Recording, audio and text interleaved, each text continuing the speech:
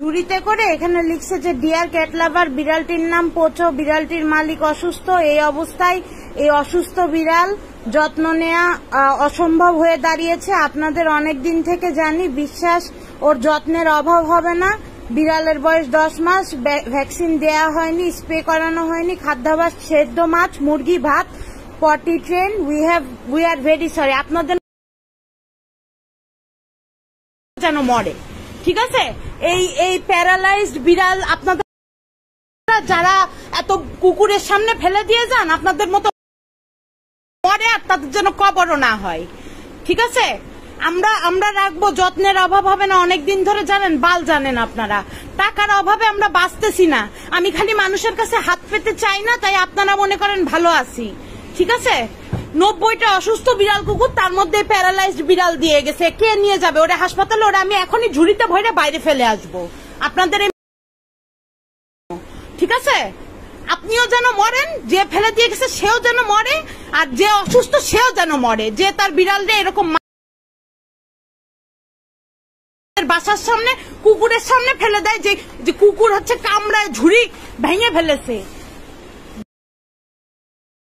ফেলে দিয়ে গেছে, সে যেন মরে। আর এই প্যারালাইজ বাচ্চাটারে যে ফেলে দিয়ে গেছে সে যেন মরে, আর যে অসুস্থ সে যেন আগে মরে।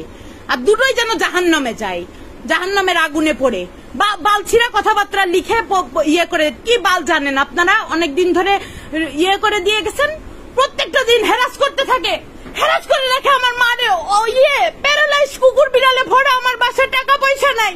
প্রত্যেকটা দিন আমি আমার মার সাথে ঝগড়া করি, আর আপনাদের ফাজলামির অভাব নাই। আমি মানুষের কাছে টাকা চাই না, কারণ আমার প্রয়োজন নেই। এই কুকুর বিড়ালের জন্য আমার কেন মানুষের কাছে টাকা চাওয়া লাগবে? আমি কি ফকিরের বাচ্চা নাকি? এই বিড়ালের চিকিৎসা করতে টাকা লাগে না? এই বিড়ালের পিছে কষ্ট আছে না? আমাদের বাসায় একটা ওয়াশিং মেশিন নাই, এরা হচ্ছে প্যারালাইজড, এরা সারাদিন হাঁটতে মুততে থাকে। এখন যদি আমি বলি কেউ নিবেন এই প্যারালাইজড বিড়ালটা, কেউ নিবেন ভালোবেসে? এই যে বালছিরা চিঠি লিখে ওদের ইয়ে করবেন, ওদের ধরবেন, আর এই প্যারালাইজ বাবুটারে নিবেন? এর কি দোষ? এর দোষ হচ্ছে এ হচ্ছে একদম কি বলবো, একদম হারামির বাচ্চাদের বাসায় জন্ম নেছে। এটা হচ্ছে এর দোষ, যে হারামির বাচ্চাদের বাসায় এর জন্ম, ঠিক আছে? হারামির বাচ্চারা পালতে পারে না, পুচু মারায়। হারামির বাচ্চারা পোচো মারায় বিড়াল ইয়ে করে।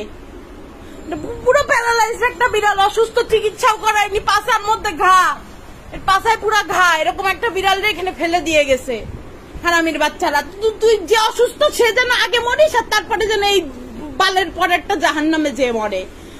একদম কালকে আমার চোখ অপারেশন ভিনিয়ে, আমি কালকে সারাদিন আমি পড়তে পারি নাই। গত পরশুদিন আমি সারাদিন পড়তে পারি নাই, পড়াশোনা বাদ হয়ে গেছে, আমার চাকরি বাদ হয়ে গেছে এইসব বিড়াল কুকুরের জন্য।